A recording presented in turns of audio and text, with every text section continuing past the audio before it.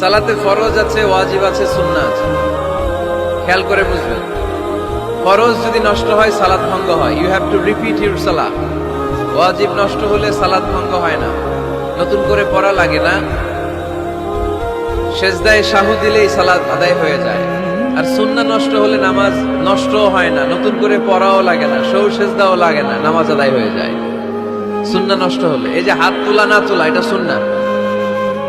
আমিন জোরে বলা না বলা, এটা কি সুন্নাহ, যেটা কোনো কারণে কেউ না করলেও তার নামাজ কবুল করে নিবে কে? আর এই সব সুন্নাত লই আমাদের দেশে গিলাগিলি। মৌলভীবাজারে মাশাআল্লাহ এগুলা নাই, এখানেও আছে। এগুলার অবসান ঘটুক, আমরা চাই কি চাই না? আর কত এই ছোটখাটো বিষয় নিয়ে আমরা এই বিভেদের প্রাচীর আর দেয়ালকে উঁচু করবো আমাদের মাঝখানে? কবে আমরা ঐক্যের সিন্ডিকেট করব? কবে?